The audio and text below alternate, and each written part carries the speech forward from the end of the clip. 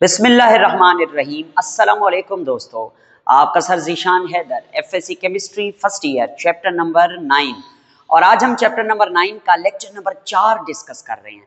बच्चे कहते हैं कि सर जी बस करें, हमें जल्दी जल्दी पढ़ाएं, बस हम ऐसे ही स्पीड लगाएं और चैप्टर खत्म हो जाए। बेटा ऐसा नहीं होता। ये जो बंदा पढ़ा रहा होता है वो बेहतर जानता है कि मैंने किस अंदाज से आगे चलना है।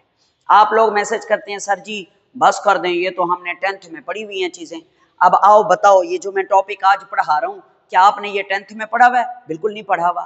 तो जरा सब्र भी किया करो, पढ़ा रहा हूँ, डेली चल रहा हूँ, आपके लिए ही पढ़ा रहा हूँ, मुझे तरतीब से चलने दिया करें मेरे प्यारे बेटे।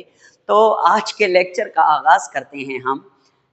आज चूंकि मेरा गला बैठा हुआ है, तहसीब हाफी ने एक शेर कहा था जो मुझे उसका ये शेर अच्छा लगा था कि तेरा चुप रहना मेरे जहन में क्या बैठ गया, तेरा चुप रहना मेरे जहन में क्या बैठ गया, इतनी आवाजें तुझे दी कि गला बैठ गया।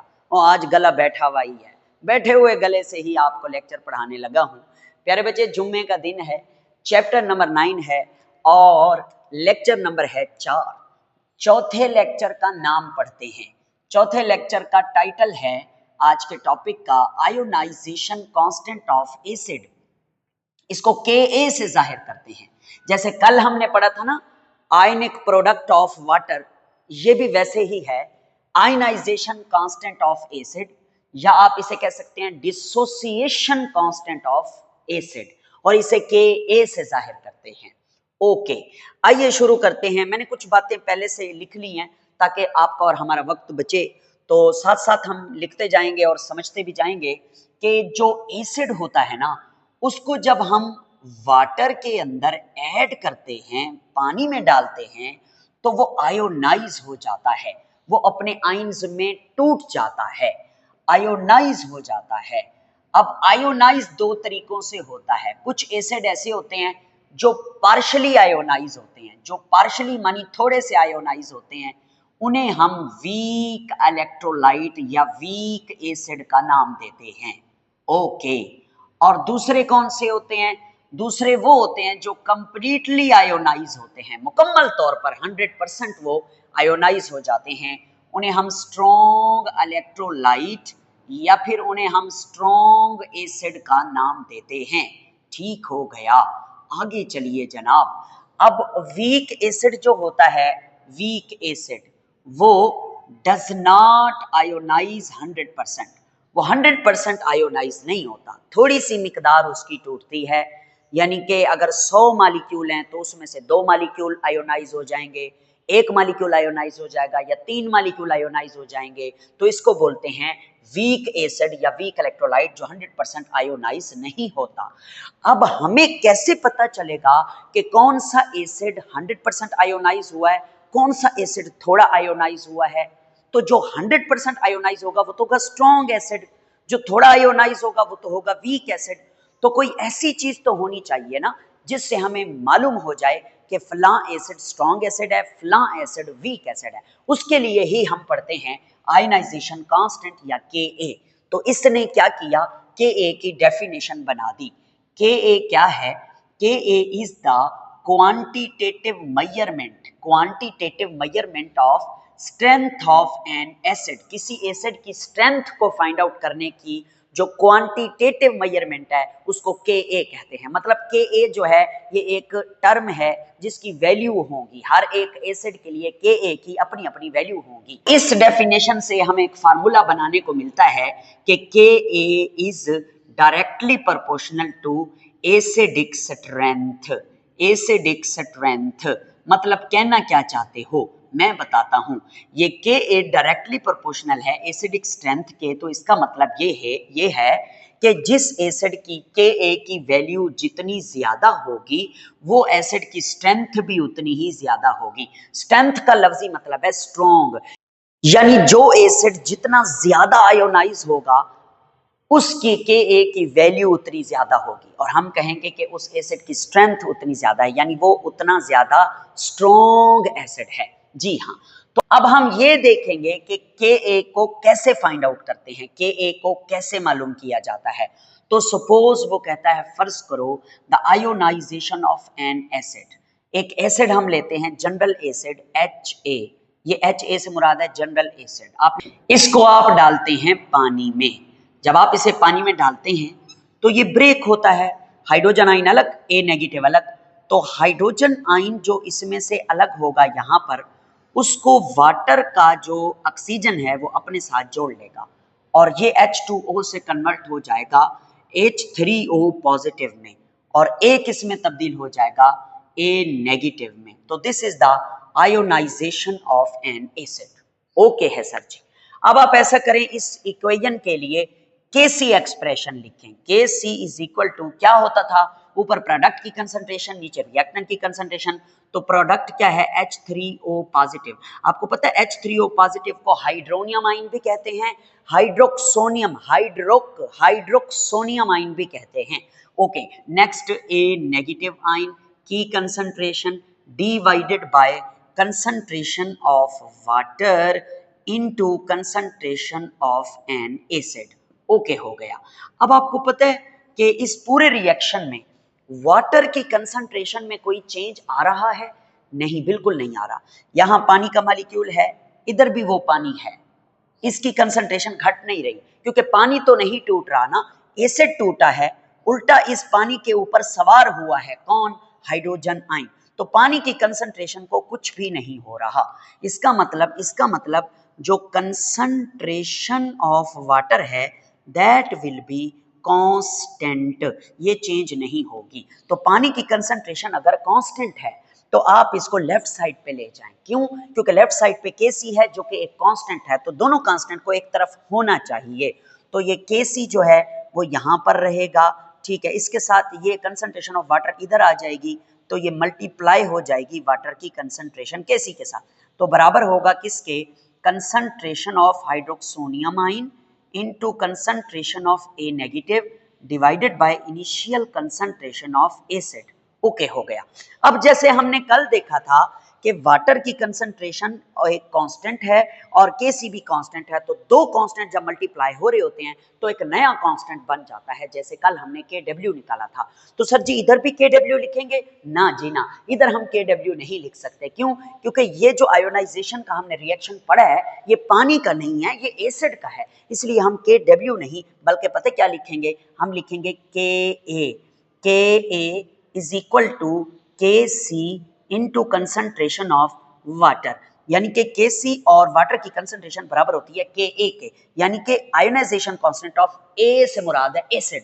तो आप इस वाली वैल्यू को हटाकर इसकी जगह पे Ka लिख सकते हैं। जब आप ऐसा करेंगे तो आपके सामने इक्वेशन, ये नीले वाली इक्वेशन बन जाएगी, Ka इज इक्वल टू ये चीज कंसंट्रेशन ऑफ हाइड्रोक्सोनियम आइन into concentration of A negative divided by ये एसिड HA। ठीक हो गया। तो this is called equation number 1। आप इसे इक्वेशन नंबर 1 कह देते हैं। अब इस इक्वेशन नंबर 1 को जरा समझिएगा, ये Ka का फार्मूला है। अगर मैं इसे आपके सामने थोड़ा सा आसान करके लिखूं तो Ka is directly proportional to concentration of hydroxonium ion and A negative ion. इसका मतलब आप जानते हो क्या है, मैं बताता हूं। ये वाला एसिड जितना ज्यादा स्ट्रॉन्ग होगा उतना ज्यादा ये आयोनाइज होगा। जब ये ज्यादा आयोनाइज होगा तो ये वाले आइंस ज्यादा बनेंगे, यानी इन आइंस की कंसंट्रेशन ज्यादा होगी। तो अगर इन आइन की कंसंट्रेशन ज्यादा होगी तो Ka की वैल्यू भी ज्यादा होगी, क्योंकि Ka is directly proportional to ionized concentration of ions for acid. समझ आ गई ना? जी हाँ, इसलिए वो ऊपर कह रहा था कि अगर Ka की वैल्यू ज्यादा है तो एसिड की स्ट्रेंथ ज्यादा है, मतलब एसिड क्या है, स्ट्रॉन्ग है। समझ आ गई बॉयज एंड गर्ल्स? जी हाँ सर, हमें बिल्कुल समझ आ गई है। नहीं भी आई तो फिर अगर आप रिवाइंड करके थोड़ा सा, बाज़ दफ़ा जब हम गाना सुन रहे होते हैं ना तो गाना हमें बड़ा अच्छा लगता है, एक बोल आता है, हमारे साथ दोस्त बैठा होता है, वो कहता है यार क्या बोल था, थोड़ा रिवाइंड करो, थोड़ा पीछे करो, मैं दोबारा उसकी गरारी सुनूं, उसने क्या सुर लगाया है, उसने कौन सा राग लगाया है, थोड़ा पीछे करो। तो अगर आपको कोई बात समझ ना आए तो आप थोड़ा सा पीछे, यूट्यूब है ना, वीडियो है ना, थोड़ा सा पीछे करके आप दोबारा सुन सकते हैं। ओके मेरे बेटे, अब आगे चलते हैं। अब ये जो इक्वेशन नंबर 1 है ना, इसमें ये Ka है, इसी को तो हम पढ़ रहे हैं ना, यही तो हमारा टॉपिक है। वो कहते हैं Ka की एप्लीकेशन क्या है, ये कहाँ कहाँ इस्तेमाल होता है। पहली बात तो आपको समझ आ चुकी है कि ये एसिड की स्ट्रेंथ को फाइंड आउट करने के लिए इस्तेमाल होता है। और भी कुछ चीजें हैं जो हमारी बुक वाले ने लिखी हैं, मैंने उनके पॉइंट्स बना दिए हैं, अब आपको रीड करवा रहा हूं। देखें, वो कहते हैं इक्वेशन 1 जो है, यानी ये वाली इक्वेशन कैन बी यूज्ड, इस्तेमाल होती है टू कैलकुलेट, मालूम करने के लिए, के ए। बिल्कुल ठीक है, के ए मालूम करने के लिए इस्तेमाल होती है। कब होगी? जब हमारे पास इसकी कंसंट्रेशन की वैल्यू होंगी, हम सारी इनमें ठोक देंगे और के की वैल्यू हमें मिल जाएगी सॉल्यूशन के बाद। ओके, आगे यही लिखा है उसने, इफ, अगर आपके पास पीएच है या हाइड्रोजन आयन की कंसंट्रेशन है। अच्छा, मजे की बात, अगर आपके पास पीएच हो ना तो आप हाइड्रोजन आयन की कंसंट्रेशन निकाल लेते हैं, अगर आपके पास हाइड्रोजन आयन की कंसंट्रेशन हो तो आप पीएच निकाल लेते हैं, कल हमने निकाली थी। तो वो कहता है कि ये दोनों चीजें हो। मैं ऐड करना चाहूंगा एक चीज यहां पर कि H पॉजिटिव हो, या फिर अगर मैं यूं लिख दूं H3O पॉजिटिव हो। कोई फर्क है? कोई फर्क नहीं है, एक ही बात है। पता क्यों? क्योंकि Ha जब टूटता है ना तो हाइड्रोजन आयन और A नेगेटिव बनाता है। तो हाइड्रोजन आयन पानी के ऊपर अगर सवार हो जाए तो ये हाइड्रोक्सोनियम आयन बन जाता है।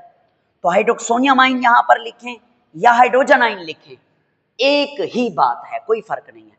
पानी को अगर शामिल कर देंगे तो हाइड्रोक्सोनियम आयन लिख देना, अगर पानी को शामिल नहीं करोगे तो अकेला हाइड्रोजन आयन लिख देना। समझ आ रही है, नहीं आ रही है? समझ आ रही है सर? जी हाँ। तो सर ओके, नेक्स्ट आर या फिर इनिशियल कंसंट्रेशन ऑफ एसिड, ये चीज है इनिशियल कंसंट्रेशन ऑफ एसिड। ये भी हमें पता हो तो हम बड़ी आसानी से जो है वो ये फाइंड आउट कर सकते हैं। और इसके अलावा इस वाली कंसंट्रेशन का भी आपको पता होना चाहिए, या वो आपको देगा न्यूमेरिकल वाला। नेक्स्ट आगे चलते हैं, वो कहता है कि हाइड्रोक्सोनियम आयन की कंसंट्रेशन और ए नेगेटिव की कंसंट्रेशन कैन बी कैलकुलेटेड, मतलब इसकी कंसंट्रेशन और इसकी कंसंट्रेशन हम कैलकुलेट कर सकते हैं अगर ये चीज और ये चीज हमारे पास हो। यही लिखा हुआ है नीचे, देखें, if initial concentration HA and KA is known. ठीक है, सही हो गया। आओ आगे चलते हैं। तीसरी बात जो बड़ी अहम है वो ये है कि strength of acid can B जज बाय के की मदद से हम स्ट्रेंथ ऑफ एसिड को जज कर सकते हैं। आमतौर पर ग्रेटर द के स्ट्रॉन्गर द एसिड, जितनी ज्यादा के की वैल्यू ज्यादा होगी एसिड उतना स्ट्रॉन्ग होगा। ये तो मैं पहले भी बता चुका हूं, डायरेक्टली रिलेशनशिप है। सो अब क्या है, अब हमारी बुक ने कुछ चीजें बताई हैं, कुछ कैटेगरीज बताई हैं कि के अगर जो है के की जो वैल्यू है दैट इज स्मॉलर देन 10 की पावर -3। अब 10 की पावर -3 क्या होता है पता है आपको? 10 की पावर -3 होता है 0.001। ठीक है, अगर के की वैल्यू 0.001 से छोटी होगी, नीचे होगी, तो एसिड जो है वो वीक होगा, वीक एसिड होगा। ओके सर जी, अब जरा आगे चलें।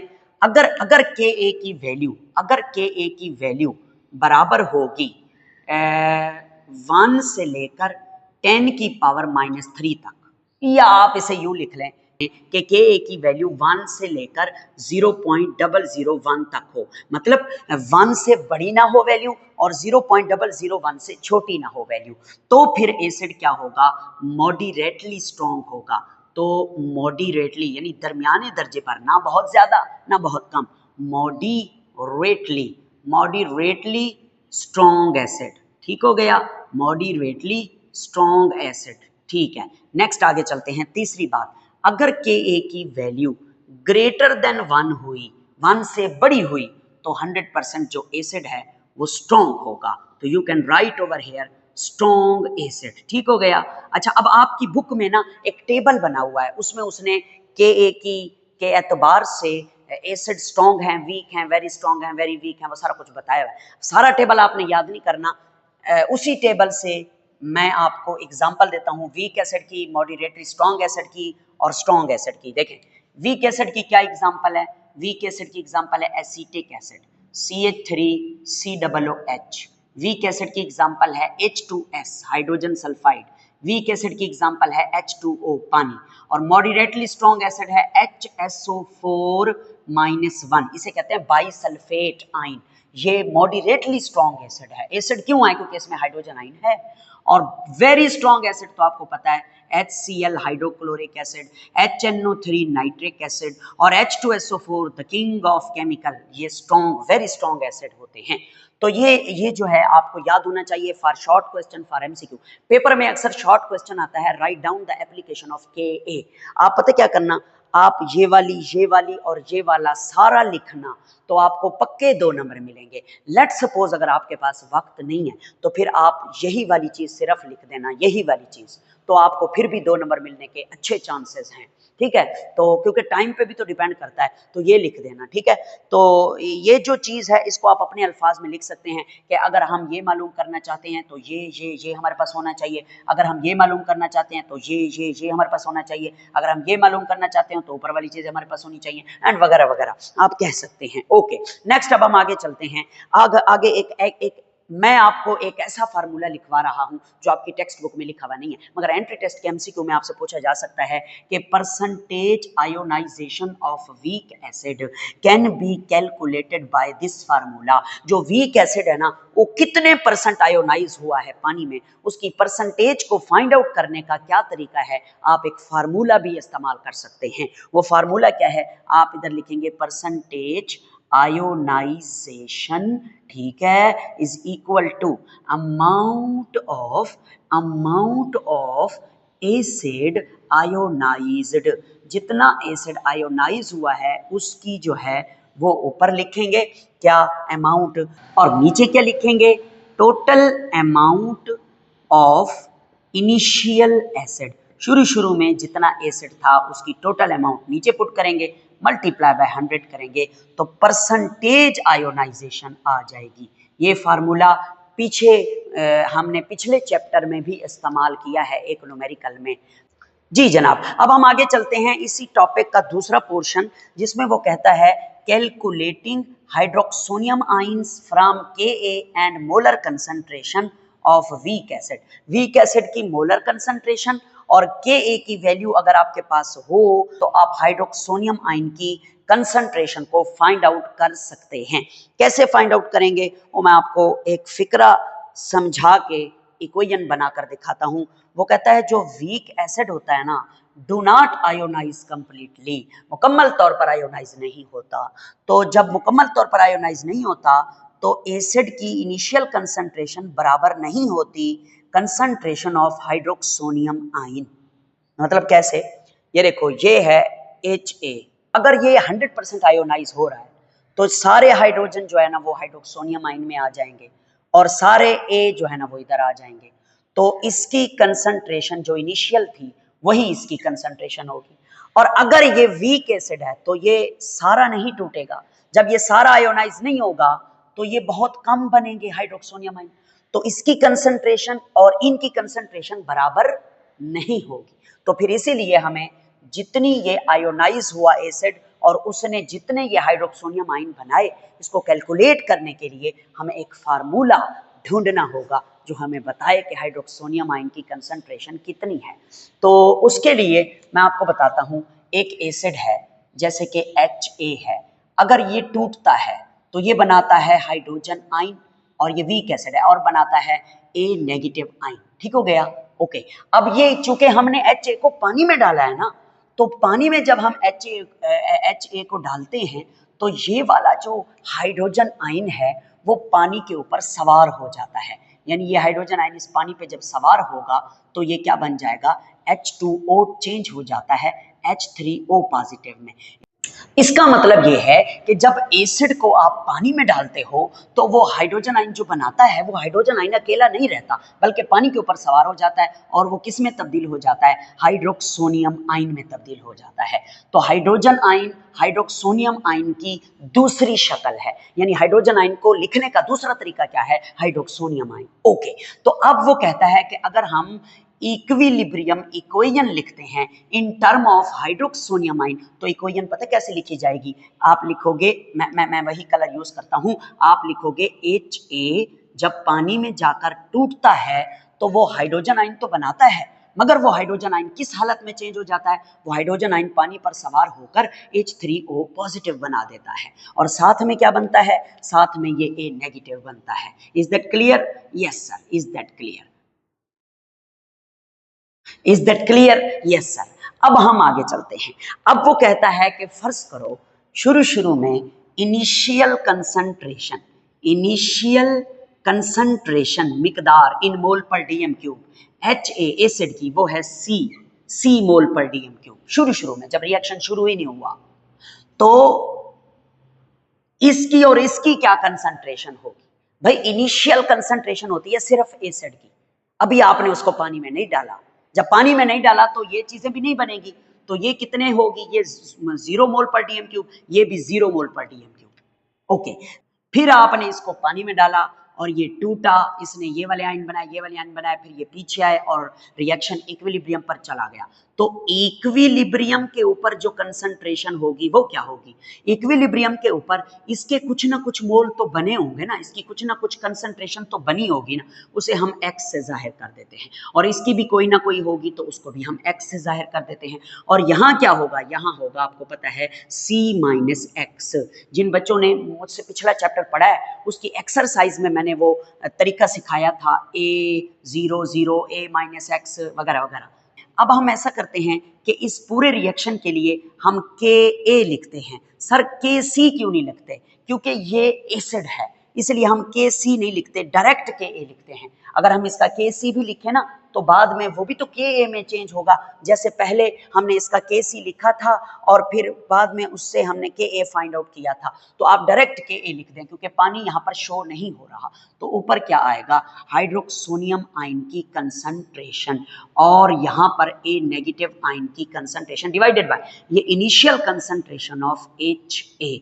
तो अब वो कहता है कि इस फार्मूले में आप जो है इक्विलिब्रियम के ऊपर जो कंसंट्रेशंस हैं उनकी वैल्यूज डालो। अब आपको पता है कि HA की जो कंसंट्रेशन है वो किसके बराबर है? वो C माइनस एक्स के बराबर है। हाइड्रोक्सोनियम आयन की कंसंट्रेशन किसके बराबर है? वो X के बराबर है। A नेगेटिव की कंसंट्रेशन किसके बराबर है? वो X के बराबर है। तो वैल्यूज पुट कर दो आप। ये जो Ka है that is equal to hydroxonium ion hydroxonium ion की कंसंट्रेशन किसके बराबर है? X के बराबर है। तो यहाँ X लिखो, डॉट यानी मल्टीप्लाई। और A नेगेटिव की कंसंट्रेशन किसके बराबर है?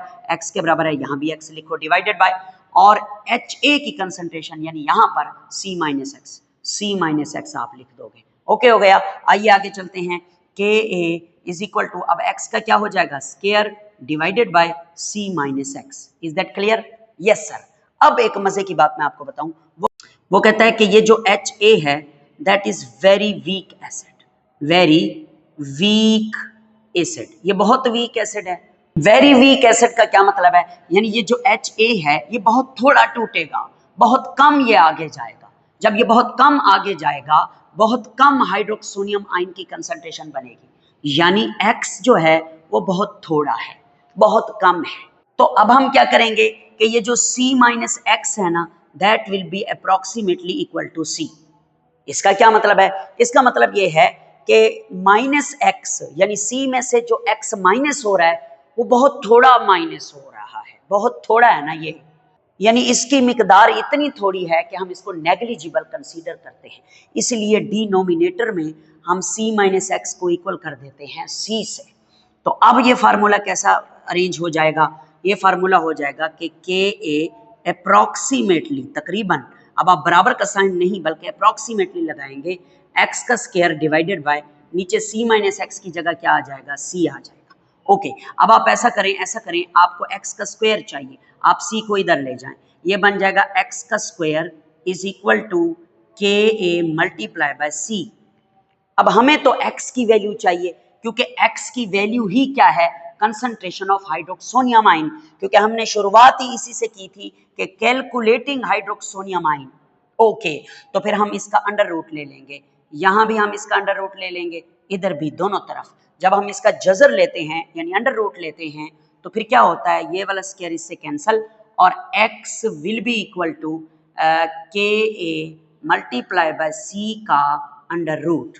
ओके हो गया? Yes sir. अब x किसके बराबर है? x बराबर है कंसंट्रेशन ऑफ हाइड्रोक्सोनियम आयन। तो ये देख लो, ठीक है। अब आप x को यहां पर x को हटाकर हाइड्रोक्सोनियम आयन यहां दर्ज कर दें, H3O positive is equal to under root K A multiply by सी, ये वो फार्मूला है जिसकी मदद से आप लोग हाइड्रोक्सोनियम आयन की कंसंट्रेशन को फाइंड आउट करते हैं। यहां देखें उसने क्या लिखा था, कैलकुलेटिंग हाइड्रोक्सोनियम आयन फ्रॉम के A and molar concentration of weak acid. ये जो सी है ये मोलर कंसंट्रेशन है वीक एसिड की, ये वीक एसिड है, ये सी उसकी मोलर कंसंट्रेशन है, और के ए यहां पर है पड़ा, और के ए और मोलर कंसंट्रेशन अगर हो तो इस फार्मूले की मदद से आप हाइड्रोक्सोनियम आयन या हाइड्रोनियम आयन की कंसंट्रेशन को आसानी से फाइंड आउट कर सकते हैं। मेरे बेटे इसका स्क्रीनशॉट बनाइए, उसके बाद मैं आपको इसके न्यूमेरिकल और क्विक चेक करवाता हूं, क्योंकि बोर्ड जाहिर है खत्म हो गया है। इसका स्क्रीनशॉट ले लें। तो अब हम चलते हैं इसके न्यूमेरिकल की तरफ। पहला न्यूमेरिकल जो सैंपल प्रॉब्लम 9.3 है आज के टॉपिक से, बहुत आसान है। उसमें उसने हमें हाइड्रोक्सोनियम आयन की कंसंट्रेशन को मालूम करने का कहा है। उसने हमें molar concentration of initial acid 0.1 molar दी हुई है, और के की वैल्यू भी उसने हमें बताई हुई है 1.8 इंटू 10 की पावर -5। तो कौन सा फार्मूला लगाएंगे, वो एंड में लिखा हुआ है, वही फार्मूला आप लगाओगे। सीधा सीधा फार्मूला है H3O positive hydroxonium ion is equal to Ka multiply by C का जज़र, और इसको आप सॉल्व करेंगे। H3O पॉजिटिव वैल्यूज डालें, Ka की वैल्यू है ये 1.8 इंटू 10 की पावर -5 मल्टीप्लाई बाय C की वैल्यू डालें। C की वैल्यू क्या है 0.1 और इसका क्या ले लेंगे अंडर रूट। तो concentration of hydroxonium ion is equal to, अब जरा सॉल्व करें। 0.1 को मैं 10 की पावर -1 लिख सकता हूं, यस लिख सकते हैं। जब मैं इसको 10 की पावर -1 लिखूंगा ना, तो 10 की पावर -1 और 10 की पावर -5, तो ये कितना हो जाएगा 10 की पावर -6। अब इसका अंडर रूट लेना बड़ा आसान है, हम बगैर कैलकुलेटर के भी इसे ले सकते हैं। तो हाइड्रोक्सोनियम आयन इज इक्वल टू 1.8 का अंडर रूट लें तो क्या जवाब आता है 1.34। 1.34 मल्टीप्लाई 10 की पावर -6 का अंडर रूट लें तो क्या आता है 6 को 2 से -6 का अंडर रूट लें तो क्या आता है -3। तो दिस इज द आंसर। बस इतना छोटा न्यूमेरिकल। जी हाँ, आइए आगे चलते हैं। नेक्स्ट है क्विक चेक 9.3। इसमें 3 न्यूमेरिकल हैं, बहुत छोटे हैं, देखें कैसे पढ़ाता हूँ। वो कहता है उस मैंने आपको ना एक एसिड की पीएच दी है 2.38 और उसकी इनिशियल मोलर कंसंट्रेशन दी है 0.1। आप मुझे के मालूम करके दें। अब बेटे जानी यहां फार्मूला होगा ये वाला यूज। उसने कहा है कि मैंने आपको पीएच दी है और मोलर कंसंट्रेशन दी है, आप के मालूम करें। तो के मालूम करनी है, ये दी गई है, ये नहीं है हमारे पास। ये कैसे मालूम करेंगे, ये पीएच की मदद से मालूम करेंगे। कैसे, देखो भाई मैं आपको बताता हूं। हमारे पास पीएच का क्या फार्मूला था, -log of concentration of hydrogen ion, ऐसे था ना। मगर यहां पे हम हाइड्रोजन आयन नहीं बल्कि हाइड्रोक्सोनियम आयन डालेंगे। क्यों डालेंगे, क्योंकि मैंने अभी आपको टॉपिक में बताया है कि जब हाइड्रोजन आयन बनता है तो ये पानी पे सवार हो जाता है, इसलिए हम इसको in term of hydroxonium ion लिखते हैं। तो हमारा फार्मूला बदल जाएगा, pH is equal to -log of concentration of concentration of hydroxonium ion. बस अब मसला हल हो गया। अब आपको यही मालूम करनी है ना concentration of hydroxonium ion pH की मदद से। इसे सॉल्व करें कल वाले तरीके से। आप नेगेटिव लॉग को इधर ले आए तो ये पॉजिटिव लॉग हो जाएगा, log concentration of hydroxonium ion is equal to, और ये पीएच इधर आके नेगेटिव पीएच हो जाएगा, -pH। और अब आप इसका क्या लेंगे एंटी लॉग। इस लॉग को खत्म करने के लिए दोनों जाने टेक एंटी लॉग लिख देते हैं, take anti log on both side, वो आपको पता है पढ़ा। तो एंटी लॉग से लॉग कट जाएगा, यहां पे लेफ्ट हैंड साइड पे बचेगी concentration of hydroxonium ion is equal to negative, ना नेगेटिव नहीं, यहां आएगा एंटी लॉग इनटू -pH। तो पुट करो इस जगह पे -pH की जो भी वैल्यू है वो है 2.38। तो कैलकुलेटर की मदद से आपको एंटी लॉग लेना आता है, सर हमें नहीं लेना आता। अगर नहीं आता तो सुन लीजिए, एंटी लॉग कैसे लेते हैं, माइनस ये पीएच की जगह उसकी वैल्यू लिखें 2.38। आप शिफ्ट दबाएंगे, शिफ्ट दबाने के बाद आप लॉग पे प्रेस करके फिर ये वैल्यू लिख देंगे -2.38। इसको जब आप सॉल्व करेंगे तो इसका आंसर आएगा 4.17 इंटू 10 की पावर -3। अब हमारे पास कंसंट्रेशन ऑफ हाइड्रोक्सोनियम आ गई। अब हम बड़ी आसानी से Ka मालूम कर सकते हैं। फार्मूला क्या है? फार्मूला यहाँ लिखा हुआ है, ये वाला हाइड्रोक्सोनियम आयन की concentration is equal to Ka multiply C का अंडर रूट। सबसे पहले आप सबकी वैल्यूज डालते हैं। इसकी वैल्यू अभी अभी जो आपने फाइंड आउट की 4.17 इंटू 10 की power -3 is equal to Ka। ठीक है, ये मालूम करना है ना। Ka मल्टीप्लाई C क्या है? मोलर कंसंट्रेशन 0.1, इसका अंडर रूट ले लें। अब इस अंडर रूट को खत्म करने के लिए हम इसका दोनों तरफ स्क्वायर ले लेंगे, यानी 4.17 इंटू 10 की पावर -3 का स्क्वायर लेंगे आप, इज इक्वल टू ये Ka इंटू 0.1 का जो अंडर रूट है इसका भी स्क्वायर लेंगे। ये स्क्वायर अंडर रूट को उड़ा देगा और आपके सामने फार्मूला कैसा बनेगा? ये बनेगा 4.17 इंटू 10 की पावर -3 का square is equal to Ka multiply by 0.1। अब आप इसको जरा सिंपल कर लें, यानी Ka को इधर रहने दें, 0.1 इधर आके डिवाइड हो जाएगा। मैं यहां कर रहा हूं, परेशान नहीं होना। Ka is equal to 4.17 into 10 की पावर -3 का स्क्वायर डिवाइडेड बाय 0.1। अब मजे की बात, अब मैं 4.17 का स्क्वायर जब लेता हूं, सिर्फ 4.17 का स्क्वायर, तो इसका आंसर आता है 17.4। कितना आंसर आता है? 17.4। और जब 10 की पावर -3 का स्क्वायर लेता हूं तो ये आता है 10 की पावर -6। अच्छा, नीचे क्या है? नीचे है 10 की पावर -1। तो ये जो 0.1 को 10 की पावर -1 लिखते हैं ना, तो जब ये ऊपर आ जाएगा तो ये 10 बन जाएगा। तो ये बनेगा Ka is equal to 17.4 into 10 की पावर -6 इंटू 10 की पावर 1। तो -6 में से एक चला जाए तो -5। Ka is equal to 17.4 into 10 की पावर -5। यहां तक आप लिख दें, आंसर बिल्कुल ठीक है। अगर आप इसे मजीद सिंपल करना चाहते हैं तो इस पॉइंट को लेफ्ट साइड पे ले जाएं, नेगेटिव वाली वैल्यू में कमी आ जाएगी। ये बन जाएगा Ka is equal to 1.74 multiply 10 की पावर -4। ठीक हो गया। ये आपके सामने दूसरे न्यूमेरिकल का पहले न्यूमेरिकल का 9.3 क्विक चेक का आंसर हो गया।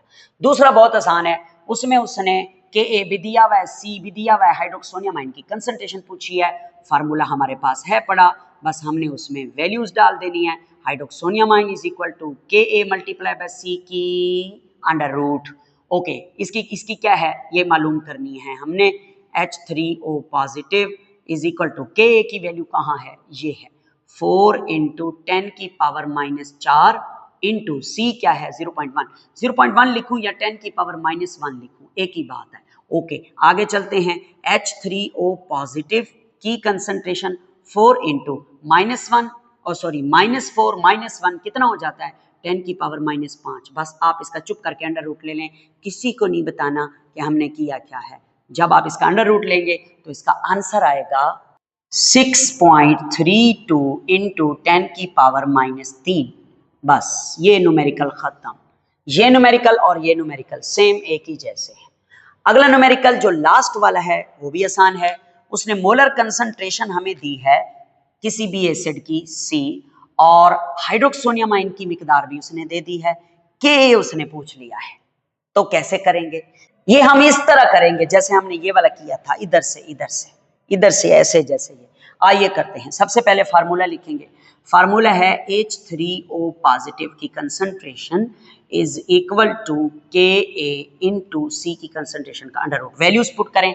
इसकी वैल्यू है 3.86 इंटू 10 की power -3 is equal to Ka तो हमने मालूम करना है ना, हाँ, और C की कंसंट्रेशन है 0.837। ये हो गया। अब आप इसका अंडर रूट ले लें, इधर भी और इधर भी, ये इससे कट जाएगा, Ka खाली हो जाएगा। Ka इज इक्वल टू ये 0.837 इधर आकर डिवाइड हो जाएगा, 3.86 इंटू 10 की पावर -3 का स्क्वायर डिवाइडेड बाय ये वाली वैल्यू 0.837, जैसे हमने इस जगह पे किया था सारा कुछ। ओके, अब आप ऐसा करें, पहले 3.86 का स्क्वायर ले लें अकेले से, लेते हैं सर जी, के ए इज इक्वल टू, स्क्वायर लेने के बाद इसका आंसर आता है 14.8 इंटू, इसका भी आप स्क्वायर ले लें, 10 की पावर -3 क्या हो जाएगा -6, अब डिवाइडेड बाय ये चीज 0.837। जब आप 14.8 को डिवाइड करते हैं ना 0.837 से, तो आंसर आता है के ए इज इक्वल टू 17.8 इंटू 10 की पावर -6। अगर आप इस पॉइंट को इधर ले जाएं तो ये एक वैल्यू जो है ये कम हो जाएगी और ये बन जाएगा के ए इज इक्वल टू 1.78 इंटू 10 की पावर -5। ये इसका आंसर है और यहाँ पर आके हमारा आज का टॉपिक खत्म होता है। आप इसका स्क्रीनशॉट बनाइए और इसे तैयार कीजिए। मिलते हैं कल अगले लेक्चर के साथ, कॉमन आइन इफेक्ट।